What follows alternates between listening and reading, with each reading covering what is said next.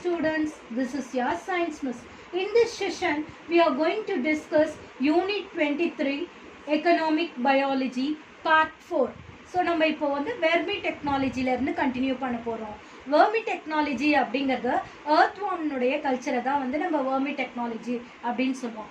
ஆக்சுவலா இந்த chemical ஃபர்டிலைசர்ஸை use பண்ணி அக்ரிகல்ச்சர்ல நம்ம யூஸ் பண்ணும்போது அதனால நிறைய சைடு எஃபெக்ட்ஸ் இருக்கு. ஸோ கெமிக்கல் ஃபர்டிலைசர்ஸை அவாய்ட் பண்ணணும், அதுக்கு பதிலாக ஆர்கானிக் ஃபர்டிலைசர்ஸை நம்ம யூஸ் பண்ணணும் அப்படிங்கிற ஒரு டெக்னாலஜி வந்து இப்போ நம்ம ஃபாலோ பண்ணுறோம் இல்லையா. ஸோ ஆர்கானிக் ஃபர்டிலைசர்ஸில் ஆர்கானிக் மேட்டரை வச்சு நம்ம ஃபர்டிலைசர்ஸ் பயோ ஃபர்டிலைசர் மாதிரி ரெடி பண்ணுறோம். அதில் பெஸ்ட் டெக்னாலஜி எது அப்படின்னு பார்த்தீங்கன்னா இந்த வெர்மி டெக்னாலஜி தான். The awareness of organic matter and concept of sustainable agriculture in gaining importance among our farmers in the recent years to produce good quality crops. So அதுக்காக கண்டுபிடிச்சதா வந்து இந்த வெர்மி டெக்னாலஜி. ஓகேங்களா? So அதில் நம்ம vermi கல்ச்சரை பற்றி படிக்க போகிறோம். Vermiculture involves the artificial rearing or cultivation of earthworms among and using for the production of compost from natural organic waste. So நேச்சுரலாக கிடைக்கக்கூடிய ஆர்கானிக் வேஸ்ட்டை யூஸ் பண்ணி ஆர்டிஃபிஷியலாக நம்ம earthworm வளர்க்குறோம். அப்படி வளர்க்குற அந்த earthwormsலேருந்து அந்த ஆர்கானிக் வேஸ்ட்டெல்லாம் அந்த earthworms என்ன பண்ணுது, நம்மளுக்கு ஆர்கானிக் மேட்டர் எல்லாத்தையும் மென்யூராக மாற்றி கொடுக்குது. ஸோ இதுதான் வந்து வெர்மி கல்ச்சர்னுடைய aim. So earthworm species used for vermiculture. The earthworms used for vermicompost production are Indian blue worm, red worm, African night crawler. ஓகேங்களா? ஸோ இந்த vermicomposting எடுத்துக்கிட்டிங்கன்னா it is an important component of organic farming which can convert bio waste into nutrient rich organic manure by using earthworms. இதுதான் correct definition அந்த vermi கம்போஸ்டிங்க்கு. அதாவது organic ஃபார்மிங்கில் இருக்கக்கூடிய அந்த காம்பனன்ட்ஸில் இது என்ன பண்ணுது, பயோ வேஸ்ட்டை நியூட்ரியன்ட் ரிச் ஆர்கானிக் மென்யூராக மாற்றுற வேலை எதனுடைய ஹெல்ப்னால earthworm யூஸ் பண்ணி மாற்றுறாங்க. அந்த ப்ராசஸ்க்கு பேர் தான் வெர்மி கம்போஸ்டிங். ஓகேங்களா? ஸோ earthworms என்ன பண்ணுதுனாக்கா it feed on organic waste. Organic waste அது சாப்பிட்டுட்டு அப்புறம் அது வந்து தன்னுடைய டைஜஸ்டட் ஃபுட்டை வந்து எக்ஸ்க்ரீட் பண்ணுது இல்லையா. அந்த எக்ஸ்க்ரீட்டாவை தான் நம்ம என்னன்னு சொல்கிறோன்னா காஸ்டிங்ஸ் அப்படின்னு சொல்கிறோம். The compost is generally called vermicompost. இந்த மாதிரியான ஒரு கம்போஸ்டிங்க்கு பேர் வெர்மி கம்போஸ்ட். வெர்மி கம்போஸ்டில் என்னென்ன இதெல்லாம் யூஸ் பண்ணுறாங்க, மெட்டீரியல்ஸ்லாம் யூஸ் பண்ணுறாங்க அப்படின்னு பார்த்தீங்கன்னாக்கா the vermicompost is the excreta worm castings which is a fine granular organic matter formed by the decomposition of organic materials by the earthworm. இதுதான் வந்து ஒரு நல்ல ஃபர்டிலைசராக நம்ம பயன்படுத்துகிறோம். என்னென்ன மெட்டீரியல்ஸ்லாம் வந்து வெர்மி கம்போஸ்டிங்க்கு நம்மளுக்கு தேவை? ஃபஸ்ட்டு அக்ரிகல்ச்சரல் வேஸ்ட் நம்மளுக்கு தேவை. அடுத்தது கிராப் ரெசிடியூ. ஸோ அதிகமான செலவில்லாத பொருட்களையே நம்ம வந்து வெர்மி கம்போஸ்டிங்க்கு யூஸ் பண்ணலாம். Agricultural waste, crop residues, leaf litter, fruit and vegetable waste, animal waste, biogas, slurry. இது எல்லாமே வந்து நம்மளுக்கு ஈஸியாக கிடைக்கக்கூடிய பணம் செலவு பண்ண வேண்டிய அவசியம் இல்லாத பொருட்கள். இதை பயன்படுத்தியே நம்ம வந்து ஆர்கானிக் மென்யூரை வந்து நம்ம ரெடி பண்ணிடலாம். ஓகேங்களா? So vermicomposting by bin method. So bin மெத்தடில் எப்படி வந்து வெர்மி கம்போஸ்டிங்கை நம்ம ரெடி பண்ணுறது? It is a rearing of earthworms in a container or bin. ஒரு கண்டெய்னர்லையோ இல்லை ஒரு பின்லேயோ வந்து நம்ம என்ன பண்ணுறோம், earthworms வந்து வளர்க்குறோம். ஓகேங்களா? So the container is half filled with bedding materials such as, அந்த கண்டெய்னரில் பாதி வரையும் ஃபில் ஆயிருக்கு. என்னெல்லாம் ஃபில் ஆயிருக்கு? Shredded cardboard, leaves, Bedi husk, சாப்டு ஸ்ட்ராஸ், sawdust and manure. இது எல்லாமே வந்து அந்த கண்டெய்னரில் half வரையும் ஃபுல்லாக ஃபில் பண்ணியிருக்காங்க. அப்புறம் small quantity of soil and சாண்டும் வந்து அதில் ஆட் பண்ணிட்டாங்க. அப்போ தான் வந்து அந்த earthworm-ஆல் ஃப்ரீயாக ஒரு இடத்துலேருந்து இன்னொரு இடத்துக்கு மூவ் பண்ணிட்டு போக முடியும். ஓகேங்களா? So the bedding material should be moisted by adding water that enables free movement of the worm. அங்கே வந்து ஈரப்பதம் எப்பவுமே இருந்துகிட்டே இருக்குது. earthwormக்கு முக்கியமானது அந்த மாய்ஸ்டர் கண்டென்ட் தான். ஸோ அப்பப்போ அதில் வந்து தண்ணி தெளிச்சிக்கிட்டே இருக்கும்போது அந்த ஈரப்பதத்தில் வந்து அந்த earthworms என்ன மேலேயும் கீழேயும் இங்கேயும் அங்கேயும் போய்கிட்டே இருக்கும். ஸோ ஆர்கானிக் வேஸ்ட்டை வந்து அப்பப்போ அதில் வந்து ஆட் பண்ணிகிட்டே இருக்கணும். Kitchen waste, vegetable fruit waste, which are added by the earthworms. அந்த ஆட் பண்ண அந்த கிச்சன் வேஸ்ட் வெஜிடபிள் வேஸ்ட் எல்லாம் அந்த earthworms என்ன பண்ணுது, சாப்பிட்டுட்டு அந்த அதில் வந்து என்ன பண்ணுவோம்னா இந்த டைஜஸ்ட் பண்ணிட்டு தன்னுடைய எக்ஸ்கிரீட்டாவை வந்து அந்த சாயிலே வந்து பிளேஸ் பண்ணிடும். The bin is covered with coconut leaves or gunny bags to conserve moisture. இந்த bin மெத்தட்ல அந்த வெர்மி கம்போஸ்டிங்ல வந்து ஈரம் வந்து காஞ்சி போகாம இருக்கிறதுக்காக என்ன பண்ணுவாங்கன்னா ஒரு தென்னை இலை இல்லைன்னா ஒரு கோணி அந்த மாதிரி வந்து போட்டு மூடி வைப்பாங்க, இருட்டா இருக்கிற மாதிரி. அப்பதான் அந்த வாட்டர் கான்டென்ட் வந்து உள்ளுக்குள்ளேயே இருக்கும். அந்த டார்க்னஸ் தான் வந்து ஈஸியா வந்து என்ன பண்ணும், அந்த earthworms வந்து மாய்ஸ்டர் கண்டென்ட்ல சர்வைவ் பண்ணுறதுக்கு ரொம்ப யூஸ்ஃபுல்லாக இருக்கும். அதே மாதிரி அவுட் ஆஃப் பெஸ்ட்டுக்காகவும் வந்து அதை வந்து கவர் பண்ணி வச்சுருக்காங்க. ஓகேங்களா. After a period of 60 days கழிச்சு பார்த்தோம்னா டோட்டலாக அந்த ஆர்கானிக் இது வந்து மாறி ஒரு மென்யூராக வந்து மாறி இருக்கும். After a period of 60 days, the wastes are completely transformed into nutrient-rich materials that are excreted by earthworm known as worm castings. டோட்டலாக அங்கே இருக்கிறது எல்லாத்தையும் அதை சாப்பிட்டு டைஜஸ்ட் பண்ணி அந்த இடம் ஃபுல்லாக அதோட எக்ஸ்க்ரீட்டாவால் ஃபில் பண்ணியிருக்கோம். அது ஃபுல்லாக நியூட்ரியன்ட் ரிச் சாயிலுக்கு நல்ல ஒரு ஃபர்டிலைசராக அதை நம்ம பயன்படுத்திக்கலாம். ஓகேங்களா. ஸோ இங்கே பார்த்தீங்கன்னா இங்கே வந்து earthworm இருக்கு இல்லையா. ஸோ வெர்மி கல்ச்சர் அப்படிங்கிறது earthworm நம்ம ஆர்டிஃபிஷியலாக வளர்க்குறது தான். எதுக்காகனா அந்த ஆர்கானிக் மென்யூரை உற்பத்தி செய்யறதுக்காக. இதை தான் நம்ம வந்து என்னன்னு சொல்லுவோம், வெர்மி கல்ச்சர் அப்படின்னு சொல்லுவோம். அடுத்தது இங்கே பாருங்க வெர்மி கம்போஸ்டிங் அந்த பின் மெத்தட் சொன்னேன் இல்லையா. ஸோ அந்த பின் மெத்தட் இதில் வந்து அந்த பின் வந்து இங்கே வச்சுருக்காங்க, அதனுடைய பாட்டம் வந்து ரிமூவ் பண்ணிட்டாங்க. அந்த plastic pot with bottom remove, அதனுடைய பாட்டம் வந்து ரிமூவ் பண்ணியிருக்கிறதுனால சாயிலில் அது அப்படியே வந்து ப்ரெசன்ட் ஆகிருக்கு. இந்த அதனுடைய சைட்ஸில் பார்த்தீங்கன்னா large holes drilled in pot, நிறைய ஹோல்ஸ் வந்து. ஸோ அந்த earthworm வந்து ஈஸியாக சாயிலுக்கும் அந்த பின்னுக்கும் நடுவில் போயிட்டு வர மாதிரி நிறைய ஹோல்ஸ் வந்து அங்கங்கே வந்து இது பண்ணியிருக்காங்க. ஸோ அடியில் அந்த அடியில் வந்து கம்போஸ்ட் ஆல்ரெடி கொஞ்சம் இருக்கிற உரத்தை வந்து அங்கே போட்டிருக்காங்க. அதுக்கு மேலே வந்து ஃப்ரூட்ஸ் அண்ட் வெஜிடபிள் ஸ்கிராப்ஸ் வந்து ஃபில் பண்ணியிருக்காங்க. அதுக்கு மேலே வந்து அந்த வார்ம் வந்து நிறைய வார்ம்ஸை வந்து சாயிலோடு அங்கே வந்து இன்ட்ரோடியூஸ் பண்ணியிருக்காங்க. லாஸ்ட்டாக வந்து மாய்ஸ்டரை வந்து ப்ரொடெக்ட் பண்ணுறதுக்காக அந்த டேனலை வந்து என்ன பண்ணியிருக்காங்க, ஃபுல்லாக வந்து கவர் பண்ணியிருக்காங்க. கன்னி பேக் இல்லைன்னா கோகோனட் லீஃப் வச்சு கவர் பண்ணுவாங்கன்னு சொன்னேன் இல்லையா. ஸோ அந்த மாதிரி அதை கவர் பண்ணியிருக்காங்க.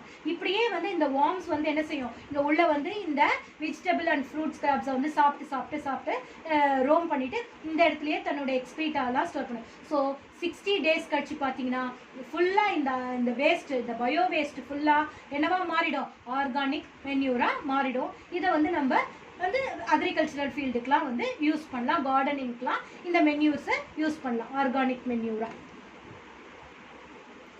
ஸோ இப்போ நம்ம அட்வான்டேஜஸ் ஆஃப் வெர்மி கம்போஸ்ட், இதில் என்னென்ன அட்வான்டேஜஸ் இருக்குது அப்படின்னு பார்த்தீங்கன்னா, அந்த வெர்மி கம்போஸ்ட் வந்து டார்க் ப்ரௌன் கலரில் இருக்கும். எப்படி இருக்கும்னா ஃபார்ம் யார்ட் மென்யூர் என்ன கலரில் இருக்குமோ அதே கலரில் டார்க் ப்ரௌன் கலரில் இருக்கும் அந்த வெர்மி கம்போஸ்ட். அது எதனால் அதை வந்து அதிகமாக வந்து யூஸ் பண்ணுறோம் அப்படின்னு பார்த்தீங்கன்னா, it is a rich source of nutrients essential for plant growth. It makes soil fertile. இது வந்து சாயில் வந்து அதிகமாக ஃபர்டைல் ஆக்கி நல்ல நியூட்ரியன்ஸை வந்து கொடுக்குது. பிளான்ட் வளர்கிறதுக்கு தேவையான எல்லா நியூட்ரியன்ஸையும் இது கொடுக்கறதுனால இதை எல்லாரும் ரொம்ப விரும்பி வாங்கிட்டு போகிறாங்க. அடுத்தது it improves the water holding capacity. தண்ணியை வந்து பிடிச்சி வச்சு ரொம்ப நேரத்துக்கு வந்து சேவ் பண்ணி வைக்கும்.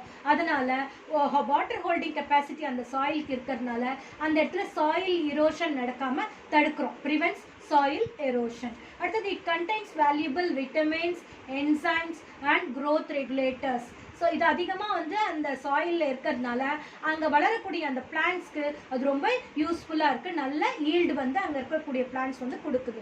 அடுத்தது it enhances decomposition of organic matter in soil. அந்த சாயிலில் இருக்கக்கூடிய ஆர்கானிக் மேட்டர்னுடைய டீகம்போசிஷனுக்கு அது ஹெல்ப் பண்ணுது.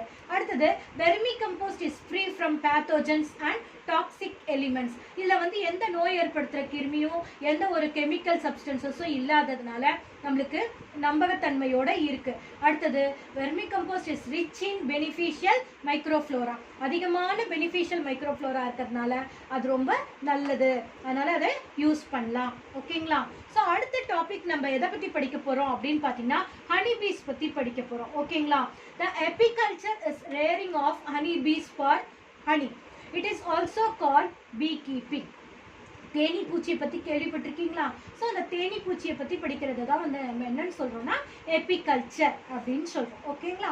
So the types of honey bees, ஒவ்வொரு பீ ஹைவ்லையும் எத்தனை வகையான ஹனி பீஸ் இருக்கும் அப்படின்னு பார்த்தீங்கன்னா 3 டைப்ஸ் ஆஃப் இண்டிவிஜுவல்ஸ் இருக்கும். ஒவ்வொரு காலனி இல்லை ஒவ்வொரு ஹனி கோமுக்குள்ளேயும் வந்து 3 டைப்ஸ் ஆஃப் ஹனி பீ இருக்கும்.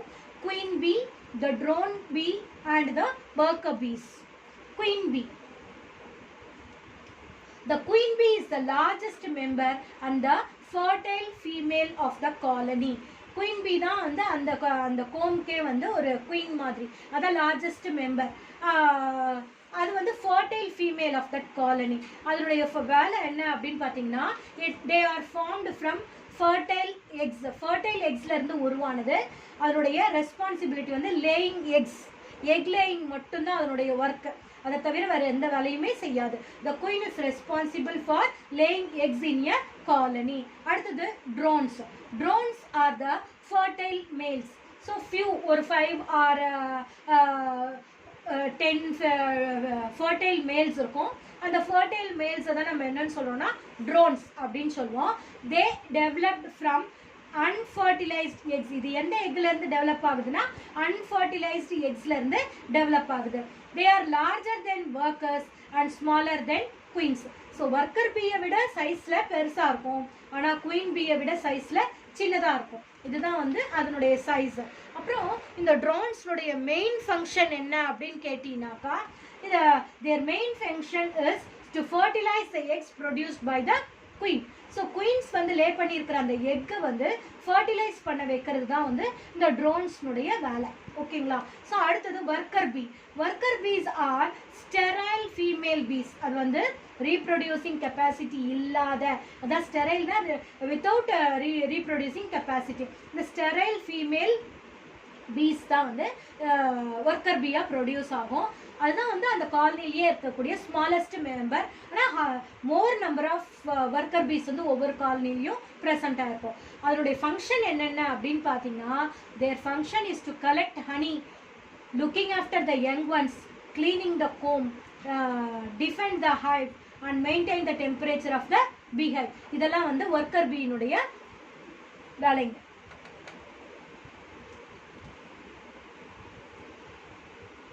அடுத்தது varieties of honey bees. Honey பீஸ்ல இண்டிஜியஸ் வெரைட்டிஸும் இருக்கு, எக்ஸாட்டிக் வெரைட்டிஸும் இருக்கும். இண்டிஜியஸ் வெரைட்டிஸ் அப்படின்னு பார்த்தீங்கன்னா Apis dorsata, rock bee or wild bee. இந்த காட்டுக்குள்ளெல்லாம் இருக்கும் இல்லையா, மலைத்தேன், காட்டுத்தேன் அப்படின்னு சொல்லுவாங்க இல்லையா, மலைத்தேன் காட்டுத்தேன்னு சொல்லுவாங்க. அதுதான் வந்து ஏபிஸ் டார்சேட்டா. அப்புறம் ஏபிஸ் ஃப்ளோரா, குட்டி குட்டியாக இருக்கும், நம்ம தோட்டத்துலலாம் இருக்கக்கூடிய குட்டி குட்டி தேனி பூச்சி, அதுதான் ஏபிஸ் ஃப்ளோரா, லிட்டில் பீ அப்படின்னு சொல்லுவாங்க. அடுத்தது Apis indica, Indian bee, Indian variety of honey bee. So நம்மளுடைய இண்டிஜியஸ் வெரைட்டிஸ்க்கு பார்த்தீங்கன்னா 3 types: Apis dorsata, Apis florea and Apis indica. அதே மாதிரி எக்ஸாட்டிக் வெரைட்டிஸ் அப்படின்னு பார்த்தீங்கன்னா Apis mellifera and Apis adamsoni, Italian bee and African bee. So இதுதான் வந்து different varieties of honey piece.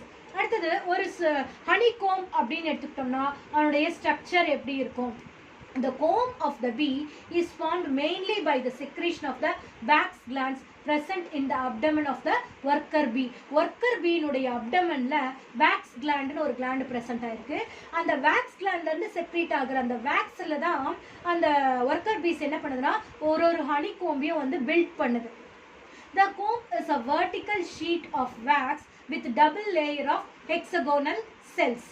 So double layer of hexagonal cells மாதிரி இருக்கும். அந்த wax வந்து அப்படியே பில்ட் பண்ணியிருக்கும் அந்த ஒர்க்கர் பீஸ் எல்லாம் ஒன்றா சேர்ந்து. அடுத்தது எப்படி ஹனியை வந்து அது ப்ரொடியூஸ் பண்ணுது? The honey bees suck the nectar from various flowers. The nectar pass the honey sac. In the honey sac, sucrose present in the nectar mixes with acidic secretion, and by enzymatic action it is converted into honey, which is stored in a special chambers for the of the hive. அதாவது இந்த honey piece வந்து ஒவ்வொரு பூவாக போய் அதில் இருக்கக்கூடிய நெக்டரை chuck பண்ணிட்டு எடுத்துகிட்டு வரும். அந்த சக் பண்ணி எடுத்துகிட்டு வந்த அந்த நெக்டரை தன்னுடைய ஸ்டொமக்கில் இருக்கக்கூடிய ஹனி சாக்கில் வந்து ஸ்டோர் பண்ணி வச்சுப்போம். அந்த ஹனி சாக்கில் அது சுக்ரோஸ் அங்கே வந்து ஒரு அசிடிக் ரியாக்ஷன் செக்ரீட் ஆகுது. அதோட வந்து அது மிக்ஸ் ஆகி ஒரு என்சைமேட்டிக் ரியாக்ஷன் நடந்து அந்த நெக்டர் செக்ரீஷன் வந்து என்னவா மாறுது, ஹனியாக மாறுது. அப்படி மாறின அந்த ஹனியை அது என்ன பண்ணுது, தன்னுடைய கோம்பில் இருக்கக்கூடிய ஸ்பெஷல் சேம்பர்ஸில் ஸ்டோர் பண்ணி வைக்குது. அதுதான் வந்து ஹனி எப்படி ப்ரொடியூஸ் ஆகுதுங்கிற ப்ராசஸ். ஓகேங்களா? The quality of honey depends upon the flowers available to the bees nectar and pollen collection. ஒவ்வொரு குவாலிட்டி ஆஃப் த ஹனி வந்து சேஞ்ச் ஆகிட்டே இருக்கும். எந்த மாதிரியான ஃப்ளவர்ஸ்லேருந்து பீஸ் வந்து நெக்டரை கலெக்ட் பண்ணிச்சோ அதுக்கு ஏற்ற மாதிரி அந்த ஹனியினுடைய குவாலிட்டியும் மாறிக்கிட்டே இருக்கும். ஓகேங்களா? The products from honey bees. Honey பீஸ்லேருந்து நம்மளுக்கு என்னென்ன ப்ராடக்ட்ஸ்லாம் கிடைக்குது அப்படின்னு பார்த்தீங்கன்னா, honey bees are used in the production of honey and bee wax.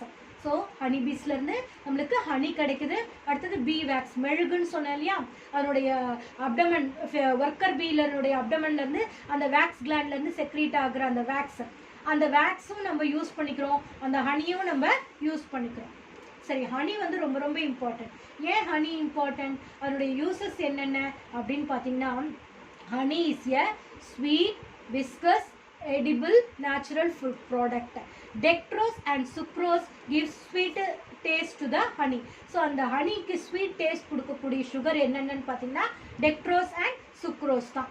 இதில் என்னென்ன ப்ரெசென்ட் ஆயிருக்குன்னா, it also contains amino acid, vitamin B complex, ascorbic acid and minerals. Formic acid is a preservative in honey. Invertase is an enzyme present in honey. So இங்கே வந்து இதை வந்து 2 மார்க்கில் கேட்பாங்க, அதனால் மார்க் பண்ணிக்கோங்க. Name the enzyme which is present in ஹனின்னு கேட்டால் இன்வெர்டேஸ். ஓகேங்களா?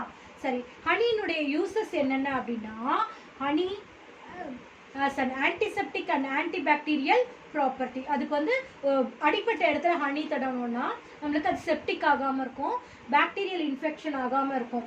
அது வந்து blood purifier, it is a blood purifier. அடுத்தது, அந்த டெய்லி நம்ம ஹனி எடுத்துக்கிட்டோம்னா நம்மளுடைய பாடியில் ஹீமோக்ளோபினுடைய லெவல் வந்து இன்க்ரீஸ் ஆகும். It helps in building up of haemoglobin content in the blood. அடுத்து, இந்த ayurvedic and Unani system of மெடிசனில் எந்த ஒரு மருந்தாக இருந்தாலும் அந்த தேனில் குழச்சி தான் சாப்பிடுவாங்க இல்லையா. So honey is a main ingredient in Ayurvedic and Unani system of medicine. அடுத்தது, இந்த cough, cold, fever, sore throat இதெல்லாம் ப்ரிவென்ட் பண்ணுறதுக்கு நம்ம ஹனியை வந்து ஒரு சிறப்பாக யூஸ் பண்ணுறோம். It is a remedy for ulcer of tongue, stomach and intestine. So நாக்கு புண்ணுக்கு, வயிற்று புண்ணுக்கு இதுக்கெல்லாம் வந்து நம்ம இந்த ஹனியை வந்து ஒரு மருந்தாக பயன்படுத்துகிறோம்.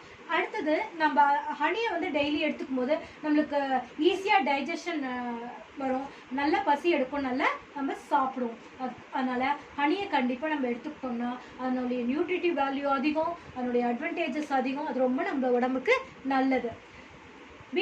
Honey bees visit 50 to 100 flowers during a collection trip. ஒரு தடவை கலெக்ஷன் ட்ரிப்க்கு போயிட்டு வரும்போது அந்த ஒர்க்கர் பீஸ் வந்து 50லேருந்து 100 ஃப்ளார்ஸ்லேருந்து நம்மளுக்கு என்ன பண்ணுதான், ஹனியை வந்து நெக்டரை கலெக்ட் பண்ணிட்டு வந்து நம்மளுக்கு கொடுக்குது. ஒரு ஆவரேஜாக ஒரு ஹனி பீ வந்து it make only 1/12 of teaspoon of honey in its lifetime. பார்த்துக்கோங்க எவ்வளோ ப்ரெஷியஸ்னு. ஒரு குட்டி ஹனி பீ வந்து தன்னுடைய லைஃப் டைம் ஃபுல்லாக கலெக்ட் பண்ணுற அந்த ஹனியினுடைய அளவு வந்து எவ்வளோ இருக்குன்னா, 1 டீஸ்பூன் ஆஃப் ஹனியில் 1/12 தான் வந்து ஒரு ஹனிபீ கலெக்ட் பண்ணக்கூடியது. அப்படின்னா எத்தனை ஹனிபீஸ் ஒன்றா சேர்ந்து வேலை செஞ்சால் நம்மளுக்கு 1 ஸ்பூன் ஆஃப் ஹனி கிடைக்கும்ன்றதை நீங்களே இமேஜின் பண்ணிக்கோங்க. ஓகேங்களா? So 1 kilogram of honey contains 3200 calories and is an energy rich food. So கண்டிப்பாக நம்மளுடைய டயட்டில் ஹனியை எடுத்துக்கணும். ஓகேங்களா? So students, go through all the videos in this lesson once or twice for your better understanding. Find the answers for the evaluation part. Thank you, students.